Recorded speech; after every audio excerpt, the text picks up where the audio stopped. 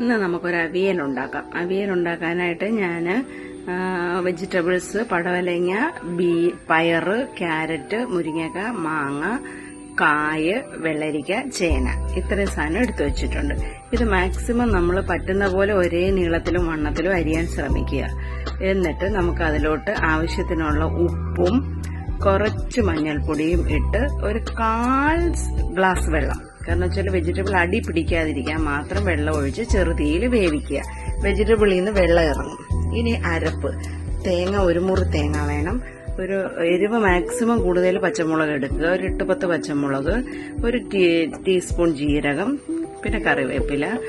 ഞാൻ പിന്നെ 1 ടീസ്പൂൺ മുളക് പൊടിയും 1 ടീസ്പൂൺ മഞ്ഞൾപ്പൊടിയും ഇട്ടിട്ടുണ്ട്. എനിക്ക് പ്യുവർ അങ്ങനെ ആ പച്ചമുളകിന്റെ മാത്രം കളർ ഇഷ്ടമല്ല, ഒരു ലൈറ്റ് റെഡിഷ് കളർ കിട്ടാൻ വേണ്ടിയിട്ട് അതും കൂടെ ചേർത്ത് മഞ്ഞൾപ്പൊടിയും കുറച്ചും കൂടെ ഇടണം. എന്നിട്ട് നമുക്ക് ഇതിനെ ചതച്ചെടുക്കാം. ഇനി നമുക്ക് വെജിറ്റബിൾസ് എല്ലാം വെന്തോന്നൊന്ന് നോക്കാം.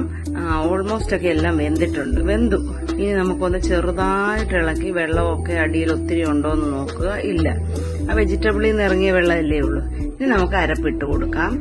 അരപ്പിട്ട ശേഷം നമുക്ക് കറിവേപ്പിലയും ഇട്ട് ആ കഷ്ണങ്ങൾ ഉടഞ്ഞു പോകാതെ പതുക്കെ മിക്സ് ചെയ്ത് ചേർക്കുക. ഉപ്പൊക്കെ നോക്കുക. പച്ച വെളിച്ചെണ്ണയും കൂടെ മേളിൽ ഒഴിക്കാം. ഞാൻ ഒഴിച്ചിട്ടില്ല. മാക്സിമം എണ്ണ ഒഴിവാക്കാന്ന് വിചാരിച്ചിട്ട് ചേർത്തില്ല എന്നേ ഉള്ളൂ. എല്ലാവരും ട്രൈ ചെയ്ത് നോക്കണേ. നല്ല അവിയലാണ്.